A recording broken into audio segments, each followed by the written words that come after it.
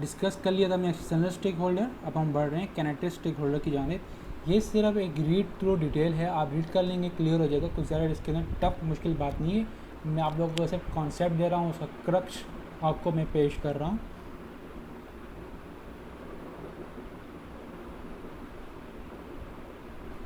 Kinetic stake holder प्रक्रिया main stake holder के बारे में पढ़ेंगे।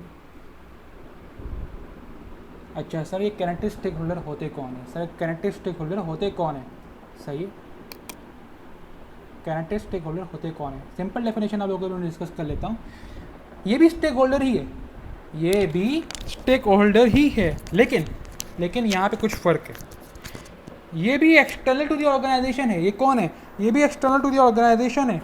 ये भी वही लोग हैं जिनके ऑर्गेनाइजेशन के अंदर काम नहीं कर रहे, जो कि ऑर्गेनाइजेशन के एक्टिविटीज़ के अंदर इन्वॉल्व नहीं है, जो कि ना ही ऑर्गेनाइजेशन के डिसीजन के अंदर इन्वॉल्व है, लेकिन they have a closer interaction with the organization, they have a much closer interaction with the organization as compared to external stakeholder, as compared to external stakeholder.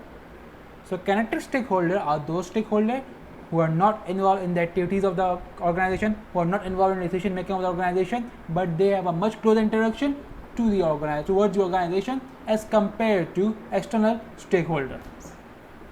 Sir definition तो आपने बता दी, हमें clear नहीं हुआ क्या कहना चाह रहे हैं। बात करते हैं। सपोज कर लिए ये है एक ऑर्गेनाइजेशन, उसका नाम है ए। ये ऑर्गेनाइजेशन है, इसका नाम क्या है? ए। अच्छा सर ये ए है। अब क्या हो रहा है? ए बाई क्या करते हैं? ए बाई एक प्रोडक्ट बना के बेचते हैं। ए बाई एक प्रोडक्ट बना के बेचते हैं। ए जो ऑर्गेनाइजेशन है, सही है, ये एक प्रोडक्ट बना के बेचता है। उस प्रोडक्ट का नाम क्या है? उस प्रोडक्ट का नाम है जेड। ए जेड को प्रोड्यूस करता है, मैन्युफैक्चर करता है, फिर उसको जाके सेल आउट करता है, और जेड को ख़रीदने वाले मार्केट में सिर्फ 3 ही लोग मौजूद है। 3 ही लोग मौजूद है।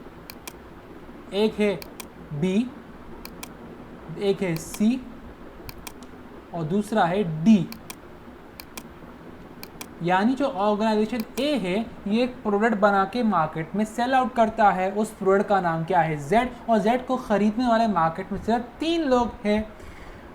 अच्छा, 65% कौन खरीदता है? 65% खरीदता है बी। अच्छा, सी कितना खरीदता है? सी खरीदता है 10%। अच्छा, डी कितना खरीदता है? 25%। आप मुझे एक बात बताइए, अब ये जो ए ऑर्गेनाइजेशन है, इसका जो रेवेन्यू है वो तो 3 कस्टमर पे डिपेंड कर रहा है। 3 कस्टमर सही। अच्छा, जब वो 3 कस्टमर पे डिपेंड कर रहा है, और इन कस्टमर के अंदर मेजर कस्टमर कौन है? कौन ज़्यादा खरीद रहा है? कौन ज़्यादा प्रोडक्ट जेड खरीद रहा है? वो है ए। क्यों? क्योंकि ए का जो परसेंटेज है खरीदने का, वो 65% है। यानी अगर ये ऑर्गेनाइजेशन ए जो प्रोडक्ट जेड मार्केट में बेचती है, अगर इसके 10,000 इशू करती है, सही है, मार्केट में, तो 6,500 तो सिर्फ बी ही खरीदता है जेड, सही है। तो बी एक मेजर कस्टमर हुआ। अगर बी ने खरीदना बंद कर दिया, ए नुकसान में चला जाएगा, ए का लॉस आ जाएगा। ए अपने एक्सपेंसेस को बर्दाश्त नहीं कर पाएगा, और जब बर्दाश्त नहीं कर पाएगा तो ओवरऑल रिजल्ट क्या होता है? लॉसेस में चला जाता है। तो लिहाजा तुम देख रहे हो, ये जो बी है, ये एक्सटर्नल टू दी ऑर्गेनाइजेशन है, आउटसाइड दी ऑर्गेनाइजेशन है, ऑर्गेनाइजेशन की एक्टिविटीज़ के अंदर इन्वॉल्व नहीं है, उसकी डिसीजन मेकिंग के अंदर भी इन्वॉल्व नहीं है, लेकिन it has a much closer interaction with the organization. Suppose कर लो ए ने डिसाइड कर लिया कि भाई हम प्रोडक्ट जेड बना के बेचेंगे, लेकिन जब हम प्रोडक्ट जेड बना के बेचेंगे, हम उसके अंदर थोड़ी मॉडिफिकेशन करेंगे, हम जेड को जेड नहीं बेचेंगे, हम Z1 अभी बेचेंगे, Z1। ए ऑर्गेनाइजेशन ए ने डिसीजन लिया कि आज के बाद हम जेड नहीं बेचेंगे, जेड का एडवांस वर्जन बेचेंगे, Z1।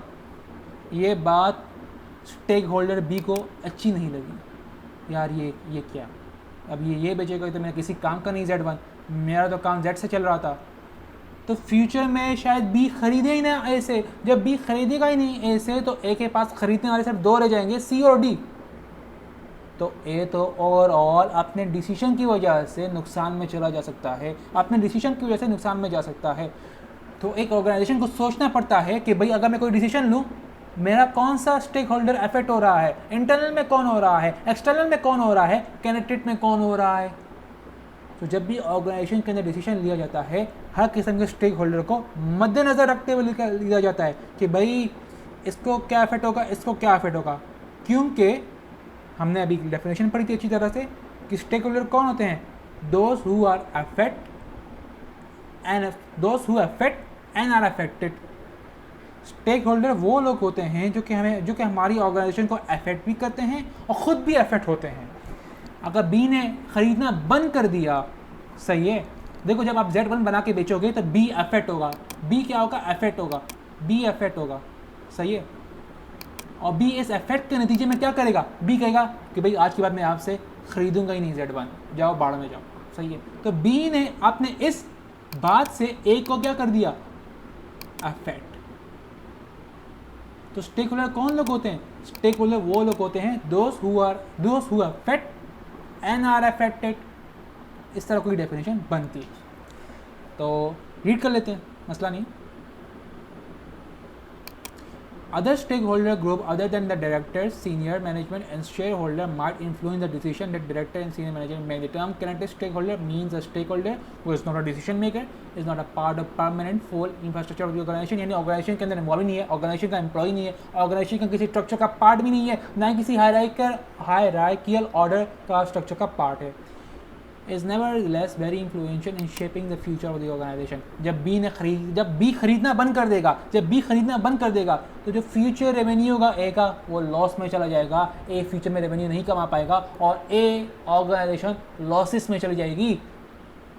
यानी बी अपने ना खरीदने की वजह से किसी ऑर्गेनाइजेशन के फ्यूचर को भी शेप कर सकता है।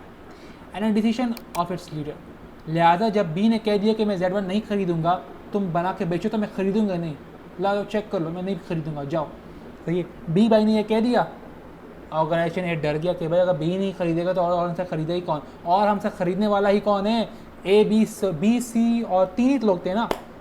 अगर बी खरीदेगा ही नहीं तो और हमसे कौन खरीदेगा, बी तो हमारा मेजर कस्टमर है। तो हो सकता है ऑर्गेनाइजेशन ए अपने डिसीजन को रिवोक कर दे, अपने डिसीजन को कैंसिल आउट कर दे, कि वो डिसीजन ले ही नहीं, क्योंकि डिसीजन हमेशा स्टेक होल्डर को देखते हुए लिए जाते हैं, स्टेक होल्डर को कंसिडर किया जाता है, सही। इसकी एग्जांपल में आते हैं नॉन एग्जीक्यूटिव डायरेक्टर, एम्प्लॉइज़ की सप्लायर की कस्टमर। एम्प्लॉइज़ को काट दे, एम्प्लॉइज़ की उसमें नहीं आता कनेक्टेड स्टेक होल्डर की एग्जाम्पल्स में। सर क्यों भाई, कनेक्टेड स्टेक होल्डर की डेफिनेशन क्या थी, not involved in the activities of the company, not a part of permanent organization structure, not involved in decision making, या ऑर्गेनाइजेशन एक्टिविटीज़ में involve नहीं है, डिसीजन मेकिंग के अंदर ही इन्वॉल्व नहीं है, और इस तरह ही, सही है। और ना ही ऑर्गेनाइजेशन किसी चीज़ का पार्ट है, सही है। तो एम्प्लॉई तो ऑर्गेनाइजेशन की एक्टिविटीज़ के अंदर इन्वॉल्व होता है, तो एम्प्लॉइज़ को मैं क्यों लिखूँ। और ICAP ने अपने एक सोल्यूशन के अंदर भी एम्प्लॉइज़ का एग्जांपल स्टूडेंट ने मेंशन किया था, तो उसको ICAP ने कैंसल आउट किया था कि भाई एम्प्लॉइज़ सुटेबल एग्जांपल नहीं है किनेटिक शेयर होल्डर के लिए, सही। अभी हम डिस्कस करने जा रहे हैं मेन स्टेक होल्डर्स को, सही है। सर किसी ऑर्गेनाइजेशन के मेन स्टेक होल्डर कौन होता है, क्या इंटरनल में से होता है, क्या एक्सटर्नल में से होता है या फिर कनेक्टेड में से होता है। The answer is unknown. The answer is unknown. भाई सबसे स्ट्रॉन्ग स्टेक होल्डर को आइडेंटिफाई आप सिचुएशन के बेसिस पे करेंगे। आज का सिचुएशन ये है, आज ये स्ट्रॉन्ग स्टेक होल्डर है, आज का सिचुएशन ये है, आज ये स्ट्रॉन्ग स्टेक होल्डर है। तो यानी आपका कोई स्टेक होल्डर नहीं होगा, कोई एक permanent fix strong stakeholder नहीं होगा। आपने स्टेक होल्डर को आइडेंटिफाई करना है सिचुएशन टू सिचुएशन। आज की सिचुएशन में ये सबसे ज़्यादा स्ट्रॉन्ग स्टेक होल्डर है, आज के सिचुएशन में ये स्ट्रॉन्ग स्टेक होल्डर है। फॉर एग्जाम्पल भाई कंपनी ए की बात ले लेते हैं, ऑर्गेनाइजेशन ए था, मेन कौन था उसका खरीदने वाला, बी कितना खरीदता था, 65, सही है। अचानक से बी ने कह दिया कि आज के बाद मैं 65 नहीं खरीदूंगा, मैं सिर्फ 30 खरीदूंगा। और सी जो खरीदता था उसने कह दिया कि भाई मैं खरीदूंगा तुमसे कितना, 70%। अब तुम देख रहे हो बी के पास जो स्ट्रॉन्ग स्टेक होल्डर का जो इंपॉर्टेंस था वो शिफ्ट कहाँ कर गया, सी पे। तो लिहाजा आप लोगों ने सोचना है according to situation who is the strongest, who is the most influencing stake holder.